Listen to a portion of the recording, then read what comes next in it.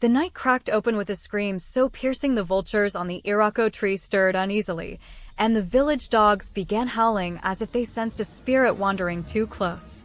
Minachi pressed both hands over her mouth, trembling, her back against the cold mud wall, while Madoka, broad-chested, angry, always angry, towered over her with fists trembling like a storm waiting to break.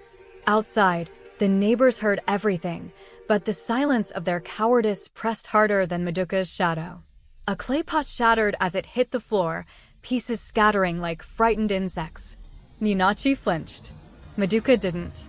His voice thundered across the hut. "Minachi, you dare bring me food that is not boiling? Are you trying to kill me?" She shook her head so violently her wrapper slipped off one shoulder, and her voice cracked like a dried leaf. "It's hot, my husband, please." But Madoka was already stepping forward. One step, another, his rage thick enough to choke the air. Minachi's knees buckled. She whispered a prayer that died halfway. And then the blow landed. She bit her lip to keep from screaming again. Night after night, her tears became her closest companion, soaking the floors until the clay softened beneath her mat. The village women at the stream whispered, "Poor Minachi," but no one dared interfere. Their husbands had said, "It is not your place." Their elders had said, "Marriage is a pot covered by two lids." And so Minachi suffered in a darkness thick enough to swallow hope. 7 years. 7 full cycles of planting and harvest. 7 seasons of bruises blooming like dark flowers on her skin. She no longer walked, she drifted. She no longer spoke, she murmured. She no longer smiled, she merely survived. Until one night when her spirit finally decided it had endured enough. She lay down, chest rising weakly, falling, rising again, then still. The moment she parted from the world, the wind outside howled like a mourning woman. The village mourned loudly, dramatically, with wailing women beating their chests. And there was Madoka, the same Madoka who had broken her, rolling on the red earth, crying louder than anyone else. Tears spilled from his eyes, big, shiny, performative tears, while he shouted, "My wife. My sweet Minachi. Why leave me?" Some villagers whispered, "He loved her deeply, see how he cries." But others, especially the old women, narrowed their eyes. They had lived long enough to recognize crocodile tears. 3 moons passed. Madoka shaved his head, wore mourning cloth, walked around slowly as if the weight of grief was too much. But inside his mind, he was already calculating. "I need another wife. A fresh one. A quiet one. A woman who will not trouble me. A woman who knows her place." He traveled to a neighboring village and fate, sharp-eyed, waiting, watched him make the biggest mistake of his life. She was weaving a basket under a mango tree when he approached. Inam. Slim, soft-spoken, her eyes staying lowered like a well-trained maiden. Her father, a poor farmer, beamed proudly. "My daughter is obedient. She never raises her voice. She will bring peace to your home." Madoka smiled. "Peace, yes. Exactly what I want." But destiny laughed quietly. Inam moved into his compound with 3 wrappers, a wooden comb, and a calmness that fooled everyone, even the ancestors watching from the shadows. She woke before dawn to pound yam. She swept the compound so thoroughly not even a leaf dared fall. She bowed her head any time Madoka entered the room. In the first week, Madoka felt relief. In the second week, pride. By the 3rd month, he strutted around again, boasting to the other men. A woman must fear her husband. That is how a man keeps order in his home. "My new wife, she breathes only when I allow it." The men laughed and slapped his back. "Teach us your secret, Madoka." But Inam watched, always watched. Because before she married him, she had walked the dusty paths of Madoka's village. She had stood at the shade of the market women and listened. She had heard Minachi's name. Every bruise, every scream, every night of terror. She swallowed every detail, and her heart hardened into something sharp. She did not run. She did not refuse the marriage. She simply whispered to herself, "Let me enter his house. Let me see the monster myself. Let me show him what justice feels like." So she entered. Quiet as a mouse, waiting like a lioness. Maduka began testing her, the same way he had tested Munachi. First with raised voices, then with cold accusations. One night he threw a wooden spoon at her and shouted, "Are you deaf? Who cooks stew like this?" Inam trembled beautifully, perfectly, convincingly. But her eyes never broke. 6 months passed. Maduka's pride swelled. His arrogance returned. His wickedness sharpened.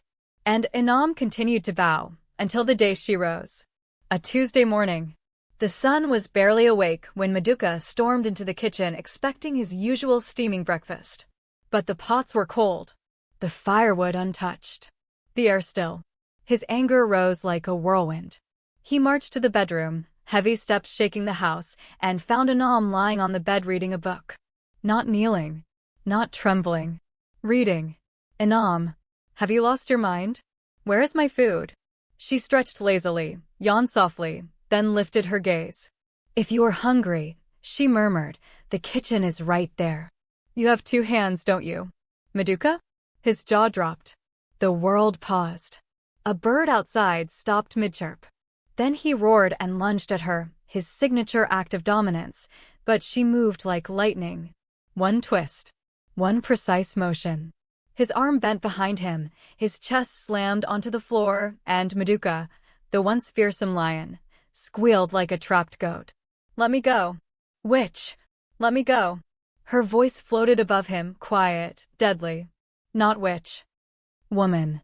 A woman who knows exactly what you did to Munachi." His blood froze.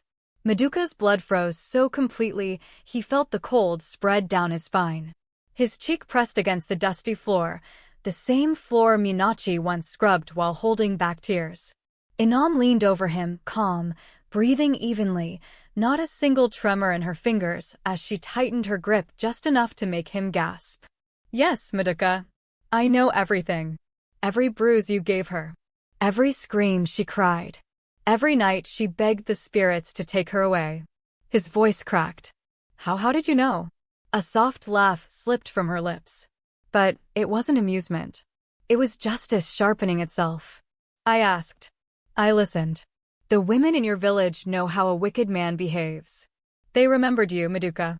They remembered the monster you were." Maduka's muscles twitched in fear. His heart pounded so fast he thought it might burst. He tried to free himself, but Inam pressed his arm higher, and he let out a strangled cry. "Now listen carefully," she whispered. "From this day forward, the rules have changed." She released him suddenly, and he scrambled away, rubbing his arm, staring at her like she had transformed into a spirit. Inam stood slowly, adjusting her wrapper with the grace of a queen rising from her throne. "You will cook," she said, stepping closer. "You will clean. You will fetch water. You will wash my clothes and sweep this compound before the sun rises. You will do everything I say, when I say it." Maduka's mouth opened in horror. "You can't order me around. I am the man of this." Inam leaned in, her voice dropping to a whisper sharp enough to slice through his pride. "If you refuse, I will go to the elders. I will tell them everything about Munachi. I will show them what the women told me. And they will drag you through the village square by your ears. You will lose your land, your father's name, everything." Maduka's heart slammed painfully against his ribs. "You wouldn't dare." She smiled. His only reply was a tiny nod while wishing the earth would swallow him. But humiliation was only the beginning. One evening, he attempted rebellion. Just a small one. He muttered under his breath, "I am tired. I won't fetch water today. I am not your slave." Inam looked up from the mat where she was sorting dried pepper. Her voice was soft. Too soft. "Oh? You are a man today? The same man who beat Munachi until her spirit fled? Where was your strength then, Maduka?" He froze. His throat tightened. His palms went cold. "Fetch the water," she said. He fetched it. Another day, he made the mistake of raising his hand, just a little, just enough to imply threat. Inam did not hesitate. She grabbed a broom and chased him across the compound, swinging with precision. Maduka, who once walked like a lion, ran like a frightened chicken, flapping his arms and shouting, "Please, please, I'm sorry. I won't do it again. The neighbors spilled out of their huts to watch. Some brought stools. Others called their children. A few clapped. One man joked, "Ah, Maduka has become the wind. Look how he is running." The next day, everyone at the market had a new story to tell.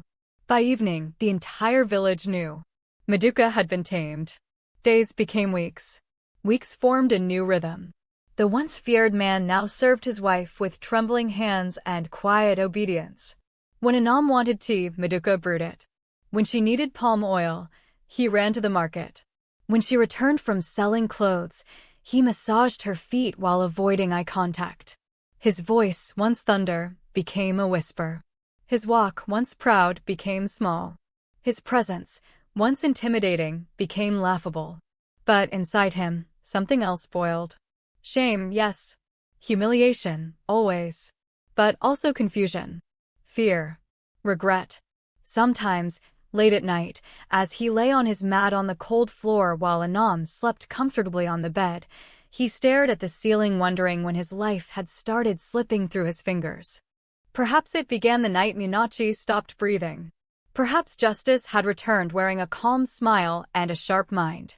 Perhaps fate had simply been patient, waiting for the right woman to balance the scales. Anam did not beat him. She did not starve him. She did not injure him. Her revenge was smarter, colder, deeper. She broke the pride he worshipped. She crushed the arrogance he carried like armor. She forced him to feel everything he had made another woman feel. And each day, Maduka shrank a little more. One afternoon, as the sun melted into a golden haze, Anam stepped outside with a basket of clothes. She paused when she saw Mama Gozi, one of the village elders, walking toward her with slow, deliberate steps. The old woman lowered herself onto a stool, eyes watching Maduka sweep the compound with stiff, embarrassed movements.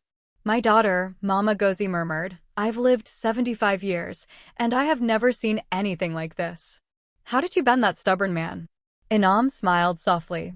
Bullies are only brave when facing the weak. Maduka thought he could break every woman in his path. "I only showed him what strength feels like when it pushes back." Mama Gozi sighed deeply. "I wish someone had done the same for Minachi." Anam's eyes softened.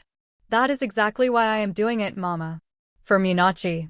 For every woman who suffered in silence." Mama Gozi nodded slowly, her wrinkled fingers tracing patterns on her walking stick as she watched Maduka shuffle past with a bucket of water trembling in his grip. The weight was not heavy, but humiliation made everything feel 10 times harder. He lifted the bucket too quickly, some water spilled, and he froze, fear punching the breath out of him. His eyes darted to Anam. She didn't raise her voice. She didn't frown. She simply said, "Pour it out. Start again." And Maduka, defeated, ashamed, broken, walked back toward the stream. Mama Gozi shook her head. He has truly become a shadow." Anam looked at the path Maduka had taken, where the dust still rose behind him. Her voice softened for a moment, just a moment. Sometimes a tree grows crooked for so long it forgets what straightness feels like. But when the storm comes, it must bow. Mama Gozi studied her carefully. "Are you sure he won't try to harm you someday? A cornered animal is dangerous." Anam smiled slightly. "His pride is the only weapon he ever had. And I shattered it myself." As the old woman rose to leave, she placed a hand on Anam's shoulder. "May the spirits watch you. You carry a fire many men fear." And Anam watched her go, watching the way even the elders stepped lightly around her now. Respect, fear, admiration, all braided together. Seasons changed. Rains came and went. Crops grew and died. The village expanded. Children were born. Elders passed. And through it all, one thing remained constant: Maduka's obedience. There were days he tried, just for a heartbeat, to reclaim a little of his manhood. Days he straightened his back, squared his shoulders, almost believing he could confront Anam again. But the moment her eyes lifted to meet his, a chill crawled across his skin. His arrogance deflated. His voice shrank. His knees softened. He had learned. One bright morning, travelers from a distant town passed through the village. They heard whispers at the market. They followed the pointing fingers. And soon enough, they found him, Maduka, the once feared lion, squatting by a mortar, grinding pepper until his arms shook. One traveler blinked. This is the man we heard about? The one who used to beat his wives? A woman selling coconuts leaned forward eagerly. Yes, oh. That one. The one Inam humbled. The travelers stared. Some laughed. Others shook their heads. One muttered, "Let this be a lesson to every man with wicked hands." By midday, the story had traveled farther than Maduka's pride ever did. But the truth? Deep inside him, buried beneath shame and fear, something more complicated lived.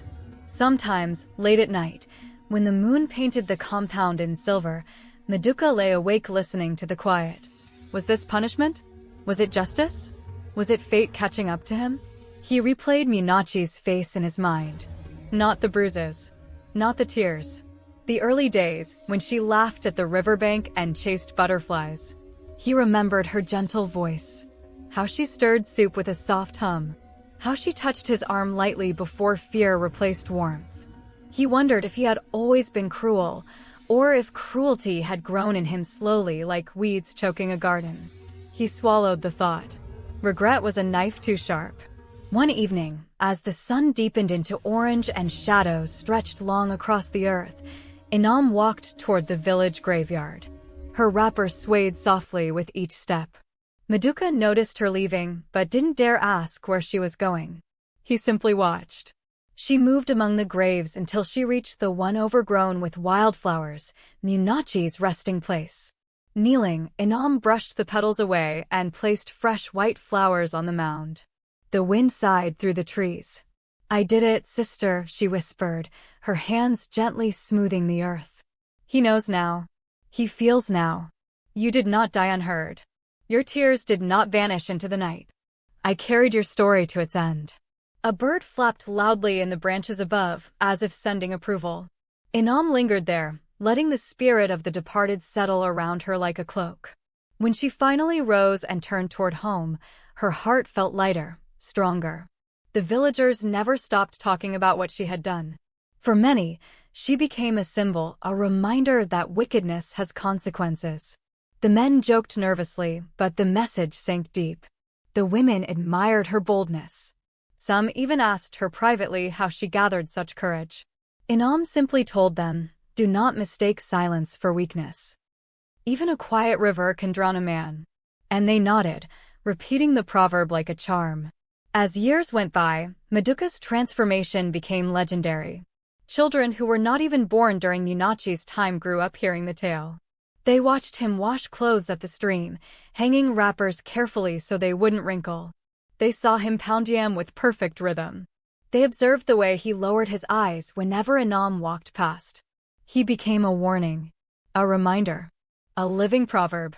Even strangers who visited the village paused to witness him, just to confirm that a man once feared like thunder now worked like an obedient servant. And Maduka felt their eyes. Every stare pressed on him like stone. He carried shame the way farmers carried sacks of yams on his head, heavy, unavoidable.